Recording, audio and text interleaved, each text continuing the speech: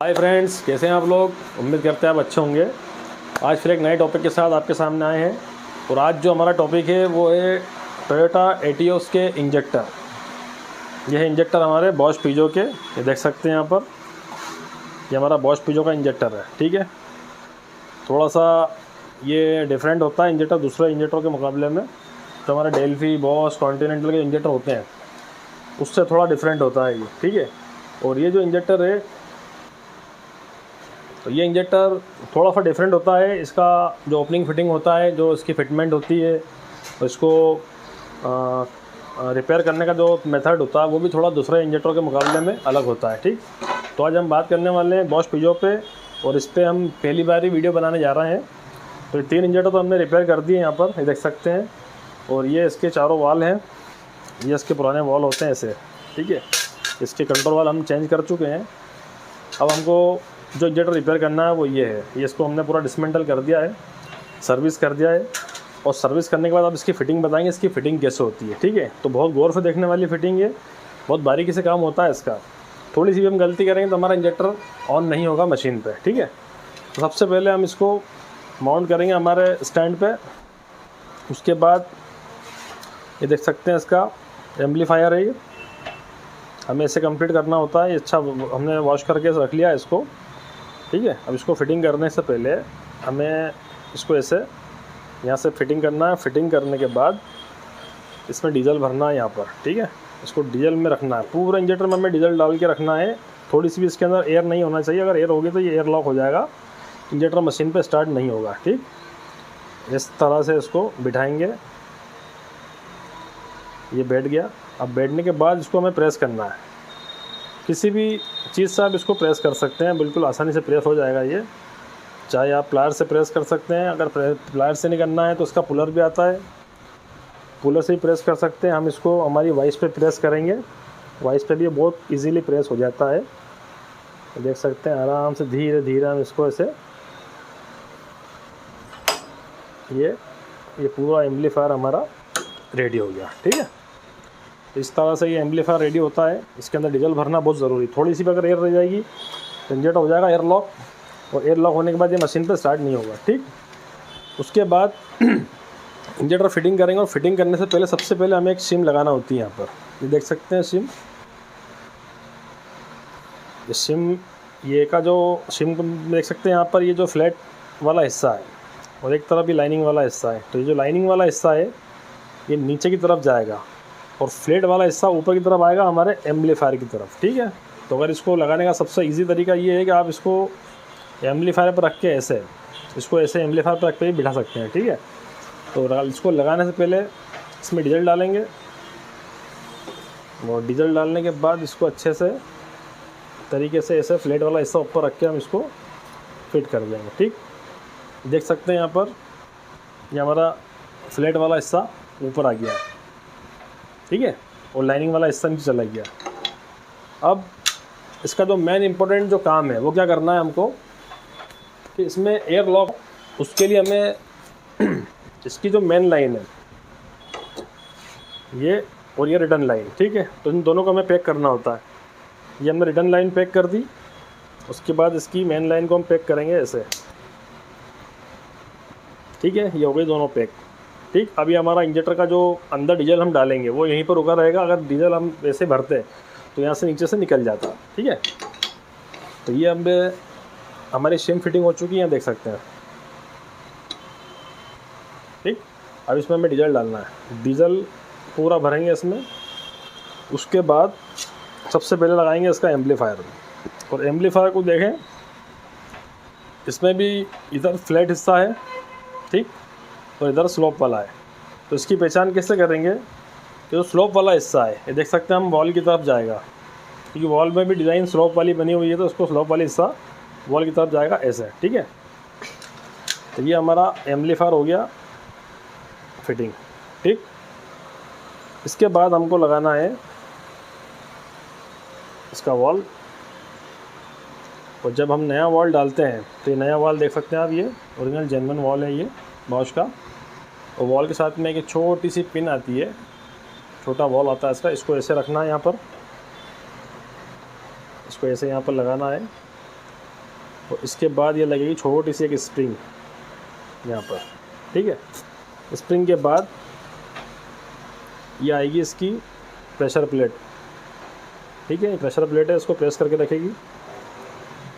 ये हमारा वॉल तैयार हो गया है, ठीक। इसको ऐसे एक बार दबा के देख लें, चलना चाहिए, फ्री होना चाहिए। अगर ये फंसेगा तो दिक्कत देगा। उसके बाद हमें वॉल फिटिंग करना है। वॉल फिटिंग करेंगे बिल्कुल इजीली, धीरे से इसका वॉल हम इसमें लगा देंगे। ये लग गया हमारा वॉल इंजेक्टर के ऊपर, ठीक है। अब हमको इसकी नोज़ल फिट करना है। अब नोज़ल में आपको दिखाता हूँ, ये इसकी नोज़ल है। ये नोज़ल भी बहुत डिफरेंट होती है दूसरे इंजेक्टर के मुकाबले में। ये इसकी पिन है और ये इसकी नोज़ल है, ठीक है। नोज़ल को अच्छे से चेक करेंगे। ये भी देखना है इसके सारे होल चालू होना चाहिए, इसके सारे होल ठीक है। सबसे पहले हमें नोज़ल की पिन लगाना है, ऐसे। पिन लगाने के बाद ये लगाना है इसकी शिम। शिम के बाद आएगी इसकी स्प्रिंग, और स्प्रिंग के बाद आएगा इसका स्लीव। और ये जो स्लीव है देख सकते हैं यहाँ पर एक तरफ फ्लैट है और एक तरफ टेपर है। तो ये टेपर वाला जो हिस्सा है ये ऊपर की तरफ आएगा, मतलब हमारे कंट्रोल वाल की साइड, ठीक है। इस तरह से फिटिंग होगा ये, ठीक है। अब ये इसको हम ऐसे धीरे से यहाँ पर रख देंगे। ये पूरा इंजेक्टर हमारा असेंबल्ड हो चुका है। अब हमको इसका लगाना है कैप। और कैप में देख सकते हैं हम यहाँ पर थोड़े से इसके थ्रेड होते हैं मोटे, ठीक है। ये कैप में भी देख सकते हैं यहाँ पर दूसरे इंजेक्टर के मुकाबले में इसके थ्रेड थोड़े मोटे होते हैं। तो हमें लगाना है यहाँ पे थ्रेड लॉकर, ताकि ये लीकेज ना हो, ठीक। थोड़ा सा हम थ्रेड लॉकर लगाएंगे इसमें, क्योंकि इंजेक्टर हम एक बार कसेंगे, फाइनल कर देंगे इसको दोबारा खोलने की ज़रूरत नहीं पड़ती है। इसलिए नहीं पड़ती कि हम जिस मेथड से आज इंजेक्टर को रिपेयर कर रहे हैं, हमें इंजेक्टर दोबारा खोलना नहीं पड़ेगा। इसका एक तरीका और है, वो हम मशीन पे बताएंगे आपको। उस कंडीशन में क्या होता है, कई बार इंजेक्टर लीकेज हो जाता है, यहाँ से डीजल लीक होने लग जाता है। तो हमने थ्रेड लॉकर लगाया और लगाने के बाद इसको ऐसे धीरे से फाइनल कस देंगे।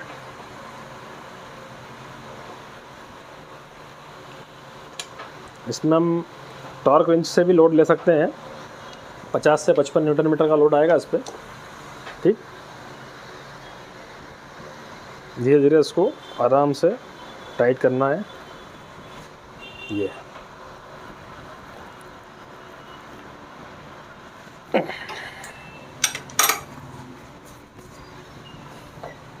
हो गया हमारा इंजेक्टर पूरा रेडी, ठीक है। अब इसको हम मशीन पे माउंट करते हैं, माउंट करके स्टार्ट करके देखते हैं।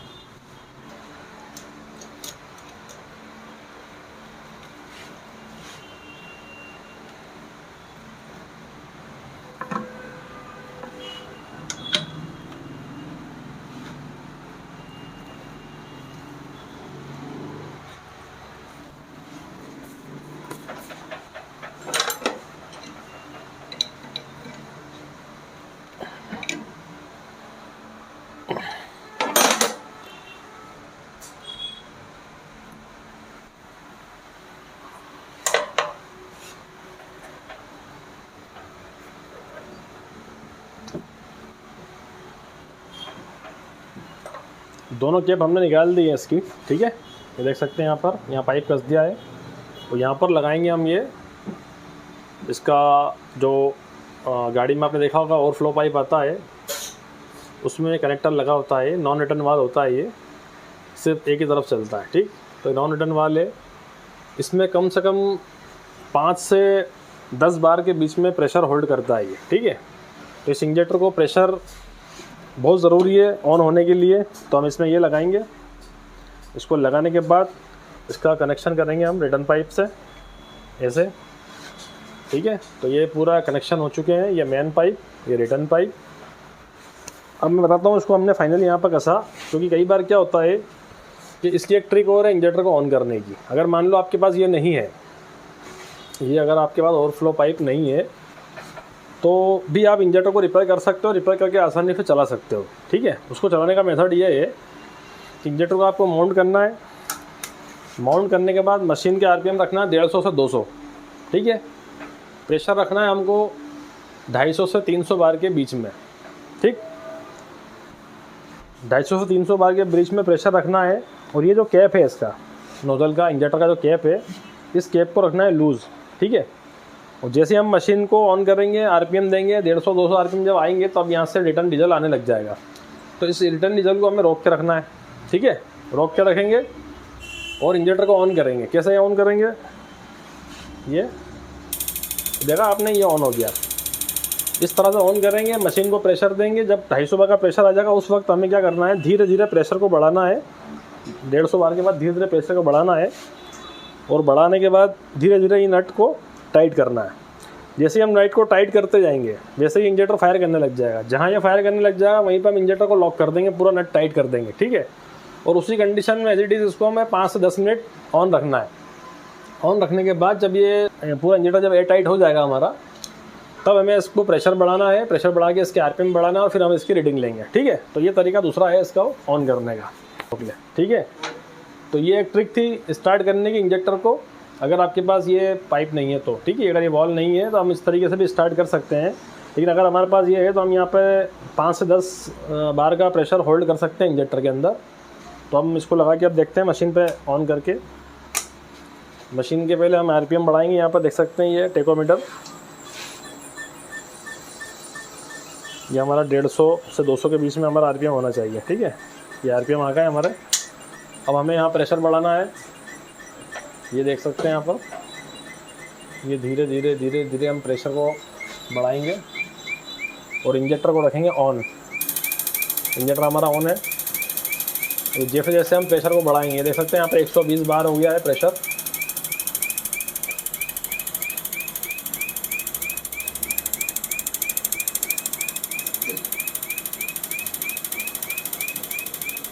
ये धीरे धीरे हम प्रेशर बढ़ाएंगे।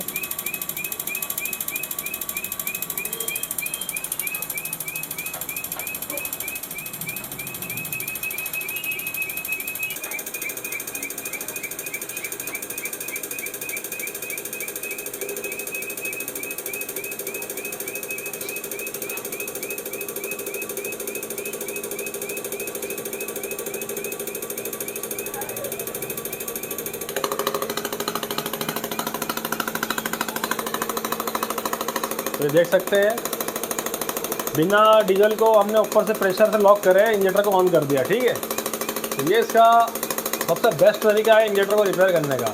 अब इसमें हमें कैप लगाना है।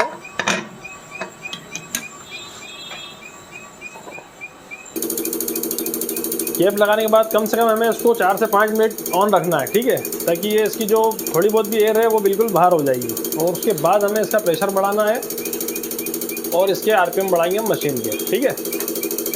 ये हमारा इंजेक्टर रन अप है।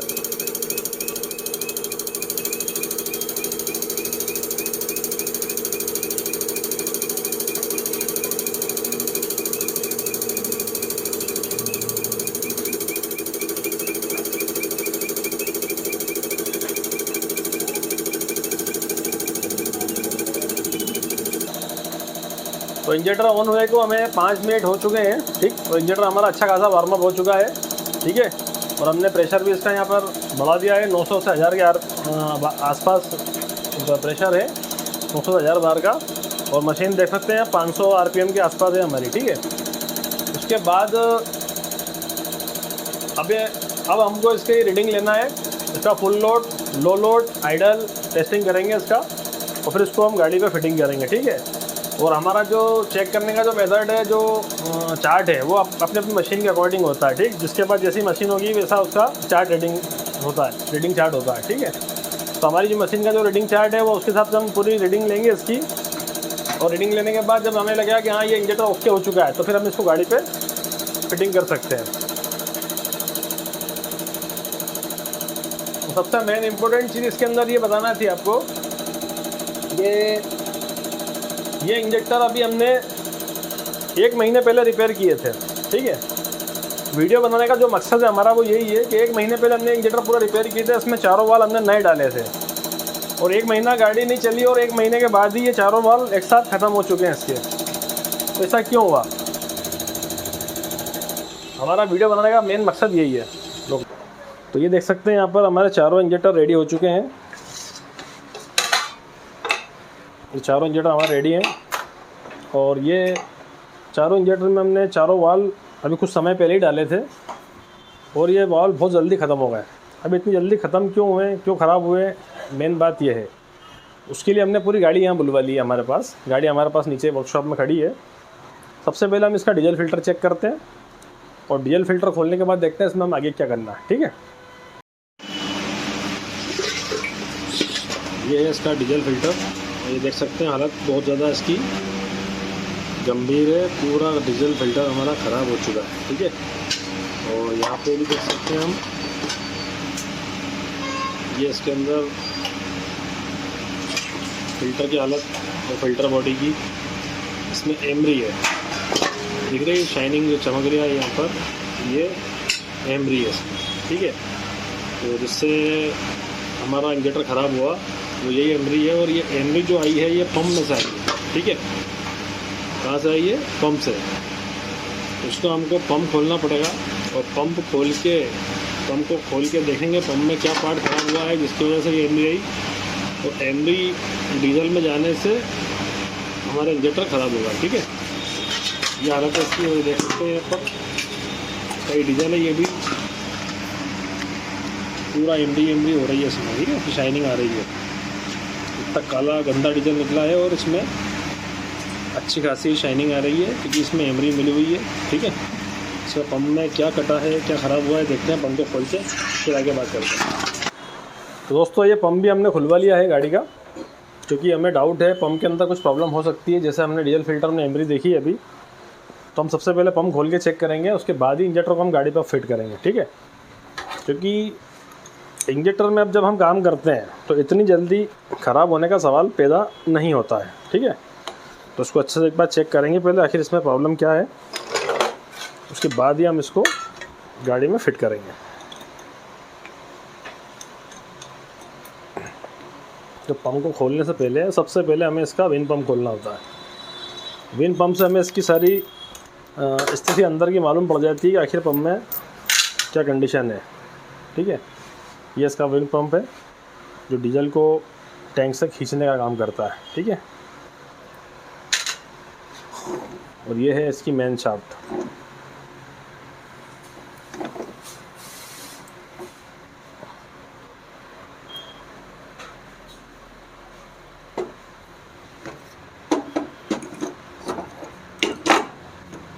अब इसको हम खोलेंगे आगे से।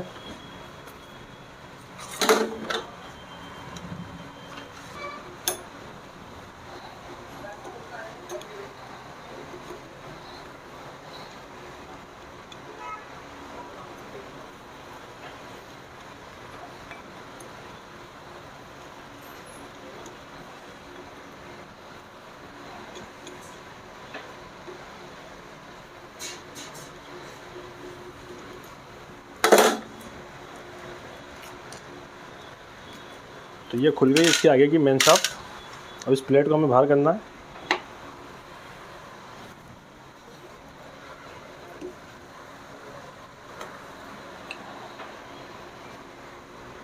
ये प्लेट है हमारी इसकी आगे की, फ्रंट प्लेट है। ठीक, यहाँ पर एक ओरिंग होती है, ये ओरिंग लगी है ग्रीन कलर की, देख सकते हैं, ताकि डीजल लीकेज ना हो। और इसका मेन शाफ्ट का बुश है। और ये है हमारी मेन शाफ्ट, यहाँ देख सकते हैं ये। ठीक है, और ये देख सकते हैं मेन शाफ्ट में यहाँ पर हमें पिले भी लग रही है, इतनी पिले इसमें होती नहीं है। ठीक है, तो इसको खोल के देखते हैं इसमें आखिर फॉल्ट क्या है।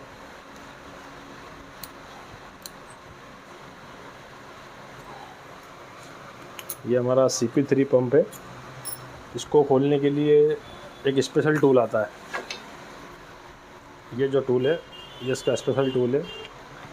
इससे पहले हमको इसके जो प्लंजर होते हैं पंप के, उनको प्रेस करना होता है। उसके बाद ये इजीली आसानी से खुल जाता है।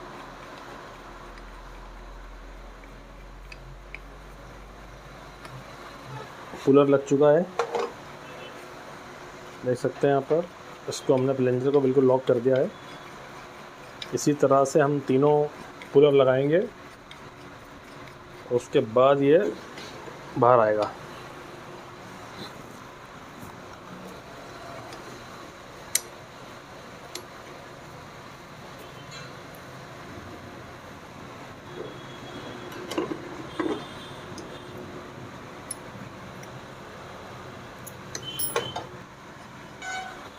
तो ये देख सकते हैं तीनों पुलर हमने लगा दिए हैं और ये बिल्कुल फ्री हो गई है हमारी शाफ्ट, और ये ऐसे बिल्कुल आसानी से बाहर आ जाती है।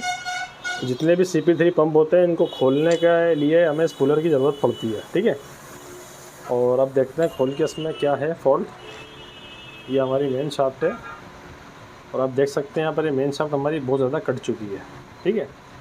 तो जो डीजल फिल्टर में हमने एमरी देखी थी वो एमरी ये मेन शाफ्ट की थी। तो ये है हमारी फसाद की जड़। पूरा इंजेक्टर जो हमारा ख़राब हुआ है वो इस कारण से हुआ है, ठीक है।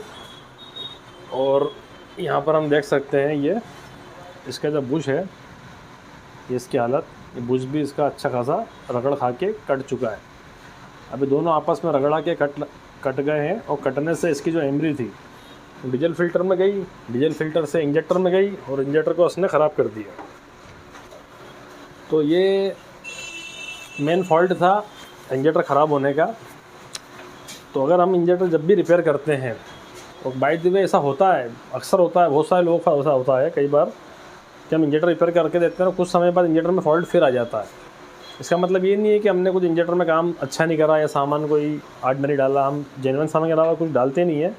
हमने हमारा एक मोनोपोली बना रखी है काम करने की कि हम ओरिजिनल पार्ट डालते हैं या ओरिजिनल ही डालते हैं, ठीक है। कस्टमर का बजट नहीं होता तो हम उसको मना कर देते हैं कि हम काम नहीं कर पाएंगे, लेकिन ओरिजिनल के अलावा हमको दूसरा पार्ट डालते नहीं है, ठीक है। तो इसमें ये देख सकते हैं ये सारे कंट्रोलर अभी हमने थोड़े दिन पहले ही चेंज किए थे और 1 महीने में ये हालत हो गई। तो ये कारण था इसका पंप का। अब ये पंप या तो हम इसको रिपेयर करेंगे, अगर इसका पार्ट ये अवेलेबल हो जाता है, ये शाफ्ट और ये बुश अगर हमें मिल जाएगा मार्केट में, तो हम इस पंप को रिपेयर कर देंगे। वरना ये पंप हम चेंज करेंगे और चेंज करने के बाद ही इसको गाड़ी में इंस्टॉल करेंगे और उसके बाद ही इंजेक्टर लगाएंगे। तो जब भी आप जो CR का काम करने वाले लोग हैं, जब भी कोई भी गाड़ी खोलें, चाहे वो कोई भी इंजेक्टर खोलें, चाहे वो एक्सेंट का हो, क्योंकि जिसमें एक्सेंट में Hyundai i20 में ये जो कंट्रोल वाल जो आते हैं, ये देख सकते हैं ये i20 के कंट्रोल वाल है। जब भी हम ये इंजेक्टर का रिपेयरिंग का काम करते हैं तो इसको एक बार बाहर निकालने से पहले ही जो हमारा वॉल की जो टिक्की है, यहाँ पर एक बार इस पर नज़र मारें गौर से। यहाँ पर कई बार क्या होता है हमें एमरी दिखती है, क्योंकि ये केस मैक्सिमम i20 में, एक्सेंट और Hyundai i10 ग्रैंड में। और अभी एक लेटेस्ट गाड़ी है टाटा की टियागो, सबसे ज़्यादा पंप ख़राब होने की उसमें बीमारी है, उसके पंप बहुत ज़्यादा ख़राब होते हैं। अभी मैंने थोड़े दिन पहले एक पंप चेंज किया है टाटा का, ये यहाँ देख सकते हैं ये टाटा का टियागो का पंप है। ये इसके भी इंजेक्टर ख़राब हुए थे, तो हमने इंजेक्टर खोलने के बाद जब इंजेक्टर में देखा तो इसमें एमरी थी, तो हमने उसको पंप खुलवाया। पंप खुलवाने के बाद देख सकते हैं शाफ्ट इसकी बहुत ज़्यादा कटी हुई थी। तो इसकी इंजेक्टर हमने रिपेयर नहीं करा, पहले इसका पंप मंगाया और पंप मंगाने के बाद इसकी इंजेक्टर रिपेयर किए और उसके बाद गाड़ी स्टार्ट की, ठीक है। तो ये गाड़ी अभी तक चल रही है, इसमें कोई दिक्कत नहीं है, बढ़िया परफॉर्मेंस है इसका। तो ये CR का काम करने में इन चीज़ों का खास ध्यान रखना चाहिए, ठीक है। तो ये था आज का टॉपिक हमारा टोयोटा एटियोस का। इसमें इंजेक्टर कैसे रिपेयर होते हैं, इसमें काम कैसे करते हैं, और इसमें जब भी कोई भी पार्ट डालें आप, कंट्रोल वाल या नोजल, हमेशा जेन्युइन डालें, ओरिजिनल डालें। देसी पार्ट ये बर्दाश्त नहीं करता, ठीक है, थोड़े दिन में ख़राब हो जाएगा। तो ओरिजिनल पार्ट डाले। अब ओरिजिनल पार्ट डालने के बाद भी ख़राब हो गया था 1 महीने में, क्योंकि पंप में मिस्टेक थी। अगर ये पंप में मिस्टेक नहीं थी, सालों साल की फुर्सत थी, ठीक। तो ये था आज का हमारा टॉपिक टोयोटा एटियोस का, और इसका पंप कैसे खोलते हैं, इंजेक्टर कैसे खोलते हैं, कैसे रिपेयर करते हैं। जिस तरीके से हमने पंप खोला उसी तरीके से फिटिंग होगा, ठीक है। अगर इसका पार्ट मिल जाएगा तो उसका हम पार्ट डाल के उसको कंप्लीट करके गाड़ी को स्टार्ट कर देंगे। अगर नहीं मिलता तो हम दूसरा पंप मंगा के इसमें डाल देंगे, ठीक है। क्योंकि पंप में क्या होता है, CP3 पंप या CP2 पंप के पार्ट मिलना थोड़ा सा मुश्किल होते हैं। CP2 के तो फिर भी हमें ये प्लंजर वगैरह मिल जाते हैं, तो हमें प्लंजर वगैरह डाल के पंप को रिपेयर कर देते हैं। लेकिन ये पंप मैक्सिमम हमें चेंज ही करना पड़ता है, ठीक है, क्योंकि इस टाइप के पार्ट मिल नहीं पाते हैं। तो ये था आज का हमारा टोयोटा एटियोस का टॉपिक, इंजेक्टर का और पंप का, ठीक। वीडियो अच्छी लगी हो तो लाइक और शेयर ज़रूर करें, और आपके कुछ क्वेश्चन हो तो कमेंट में बता सकते हैं। और वीडियो कैसी लगी, अगर वीडियो अच्छी लगी हो तो आप कमेंट में हमें नंबर दें, 10 में से कितने नंबर देते हैं तो हमें उससे पता चलेगा आपको वीडियो कितनी अच्छी लगी, ठीक है। Thanks for watching.